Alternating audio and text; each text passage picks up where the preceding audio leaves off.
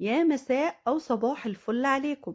معاكم سوريا ويلا بينا نعمل وصفة بسيطة ولذيذة هتعجبكم إن شاء الله.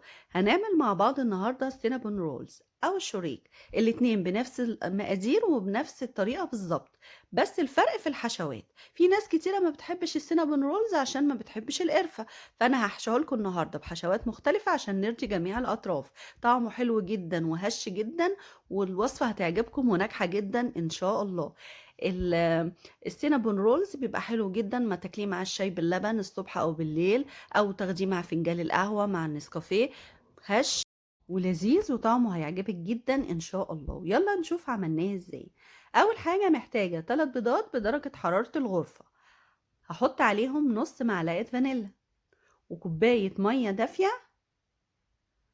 ونص كوباية زبدة سايحة وكوباية لبن دافي. لو حابة تحطي كوبايتين مية براحتك. هنحط كمان 3 معالق سكر كبار مليانين،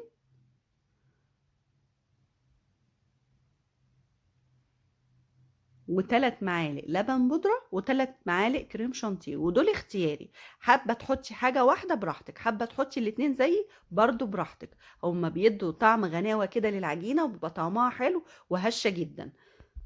3 معالق و3 معالق، حابة تحطي 3 بس لبن بودرة حطي، حابة تحطي 3 كريم شانتيه حطي، مش حابة تحطيهم الاتنين براحتك خالص.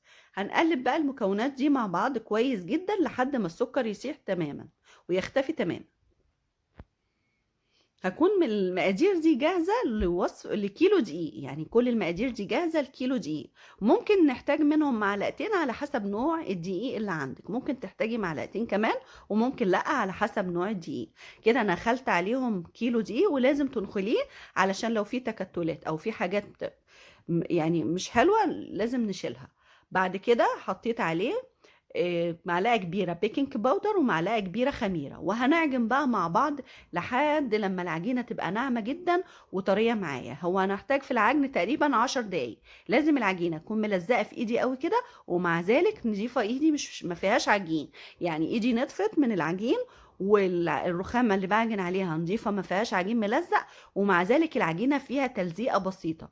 افضلي عجيني فيها 10 دقايق، لان هو ده اللي بيخلي العجينة هشة وبيخلي العجينة طرية معاكي. شايفة العجينة عاملة ازاي؟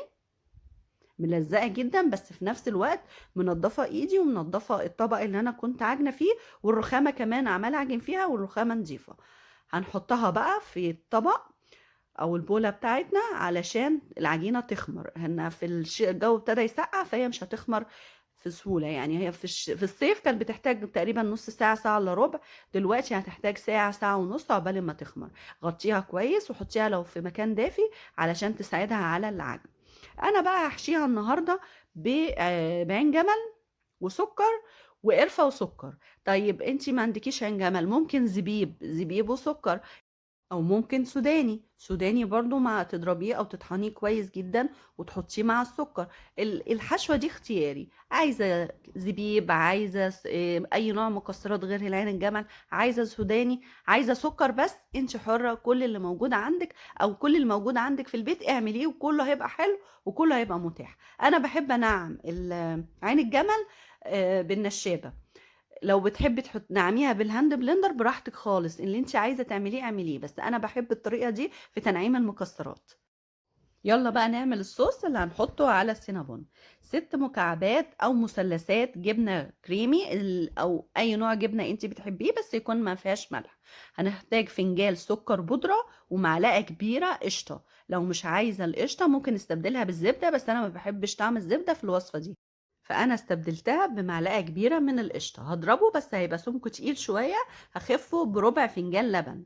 وزودي اللبن شويه بشويه عشان الصوص ما يخفش معاكي مره واحده. فانا زودته بربع فنجان لبن وضربته لحد ما وصل للسمك اللي انا عايزاه، مش عايزاه لا تقيل ولا هو خفيف. هضربه كويس جدا، والهاند بلندر بصراحة بينعمه جدا. عايزة تضربيه بالمضرب الكهربائي براحتك، عايزة بايدك برضو بالمضرب اليدوي برضو براحتك. خلاص العجينة كانت خمرت معايا كويس جدا. هحاول بقى اقسم العجينة لنصين.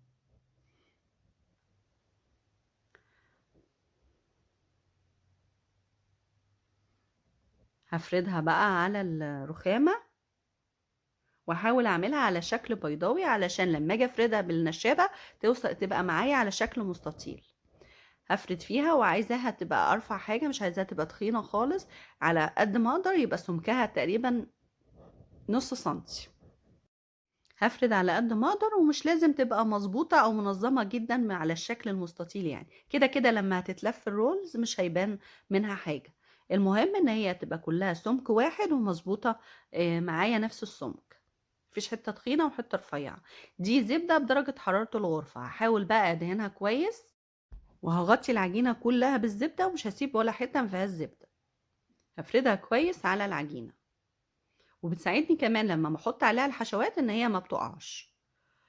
دي بقى لعين الجمل، هنحط عليها 3 معالق سكر كبار مليانين، وهنقلبهم مع بعض كويس، وهنفردهم على العجينة. وزي ما اتفقنا لو مفيش اي نوع من انواع المكسرات ممكن سوداني، لو مفيش زبيب بيبقى حلو جدا برضو بالزبيب والسكر، لو مفيش خلاص يبقى سكر بس وعادي، والدنيا هتبقى حلوة وهيبقى طعمه برضو حلو جدا معاكي. هنوزعهم كويس، وهتحطي الكمية اللي انت عايزاها وحسب ما العجينة هتاخد معاكي. هنوزعها كويس وبالتساوي على العجينة، ونحاول نغطي العجينة كلها، ما نسيبش حاجة ما فيهاش حشوة. وكمان هنضغط الحشوة كويس جدا في الزبدة وفي العجينة، عشان لما نلف الرولز ونيجي نشيله الحشوة دي كلها ما تقعش من العجينة، تفضل جوه. فانا هنضغطها كده بالراحة، ضغطة بسيطة كده عشان نضغطها جوه العجينة كويس. وهنلف الرولز والعجينة لما بتبقى سهلة معاكي بتتلف بسهولة جدا. هنحاول بس الطروف الأول نلفها بالراحة، وبعدين هتلفي العجينة هتتلف معاكي على طول.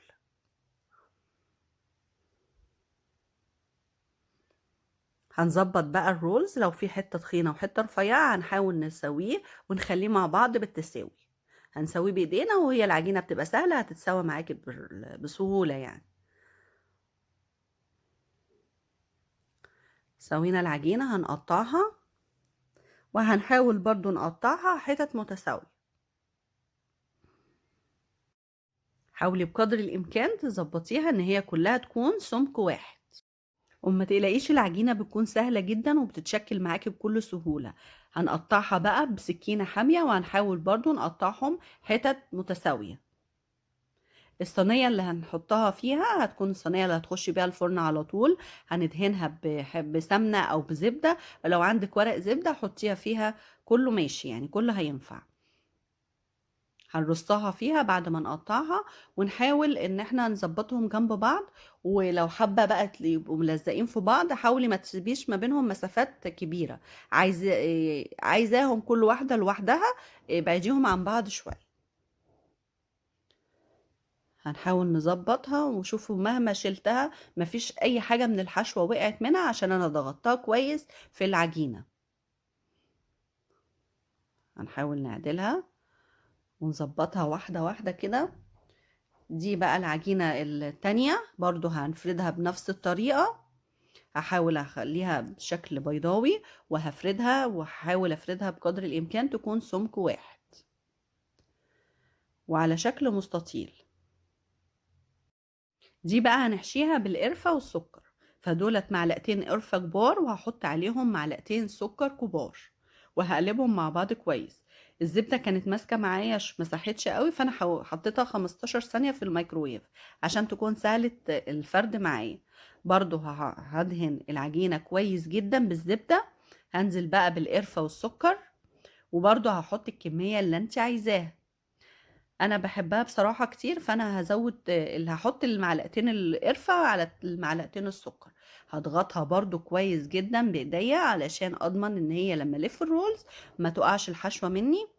وهلف الرولز والدنيا وبيتلف معايا بكل سهولة.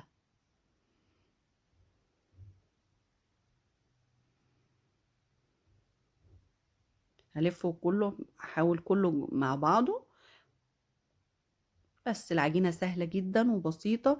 جربي المقادير دي وجربي الطريقة دي، العجينة معاكي هتطلع تحفة، وطعم السينابون هيطلع ممتاز. ولو نفس الطريقة اعمليها شريك هيطلع يعني تحفة جدا. هنقطعها برضو بسمك قد بعضه، ونحاول بقدر الامكان نقطعها قد بعضها، وهنحطها في الصينية. ديّة هاخد الطرف وأحطه تحتها كده أهوّة، عشان مهما يعمل بيفضل طالع، يعني مهما تحاولي تضغطيه في العجينة بيفضل برضه طالع. هناخدها ونحطها تحت العجينة كده ونرصها كده، بيفضل شكل السينابون زي ما هو. أهيّة بنحطها تحتها كده بنرصهم السينابون. أنا بعدت اللي بالعين الجمل عن بعضه شوية، ولكن السينابون حاولت أقرّبه من بعض شوية. كلّهم مع بعض في نفس الصينية، هاغطّيهم برضه وأسيبهم يخمروا نُص ساعة، ساعة إلا ربع، مش كتير يعني. خلاص خمر معايا، شايفين الحجم تضاعف إزاي؟ دي بيضة هاحط عليها نُص معلقة فانيليا عشان أكسر الزفارة بتاعتها، وهاحط عليها كمان شوية لبن، يعني تقريبًا معلقتين لبن، هاقلّبهم مع بعض كويس جدًا، وهادهن بيها السينابون أو الشوريك، هندهنه كلّه، هندهنهم كويس جدًا الوش بكل السينابون بتاعي. ده بيساعدها إن هي تاخد لون من فوق كويس. في الوقت ده أنا كنت حاطة الفرن، مسخّنة الفرن بدرجة حرارة 220، لازم يستوي على نار عالية عشان يفضل هش وطري معاكِ، لو وطّيتِ عليه النار هينشف معاكِ. درجة حرارة 220، ومسخّن مسبقًا قبلها ب10 دقايق تقريبًا. وأنا حطيت على اللي بالعين الجمل، رشيت على الوش بتاعه سُكّر، سُكّر العادي اللي هو السنترفيش بتاعنا العادي. لكن اللي بالقرفة ما حطيتش عشان ده هناكله بالصوص اللي أنا عملته، والصوص اللي أنا عملته فيه سُكّر، لكن اللي هو بالعين الجمل هناكله زي الشوريك كده، بيبقى طعمه حلو جدًا، وجرّبوه فعلًا هيعجبكم أوي. هيتحط في الفرن من ربع ساعة لتلت ساعة بكتيره، مش هتقعد أكتر من كده في الفرن على درجة حرارة 220، من ربع ساعة لتلت ساعة. طلعت معايا واخدة اللون من فوق ومن تحت وزي الفل. هنسيبها 5 دقايق وبعدين هنغطيه على طول علشان يفضل طري. يبقى أنا هاسيبه يبرد بس 5 دقايق وهاغطيه على طول. كان خلاص السينابون حطيت عليه الصوص وهناكله بقى، طعمه حلو جدًا جرّبيه، ده غير ريحته اللي بتملى البيت. القرفة بتبقى ريحتها تحفة جدًا لمّا بتستوي في الفرن، بتملى البيت كده ريحة دفا. في الشتا تاكليه مع الشاي باللبن، تاكليه مع النسكافيه، مع القهوة، سهل جدًا وبسيط وهش جدًا وطعمه حلو جدًا، جدًا. شكرًا على وقتكم، وجودكم معايا بيفرق كتير. أشوفكم على خير، ويا ريت لو عجبِك الفيديو ما تنسينيش في اللايك والسبسكرايب. مع السلامة.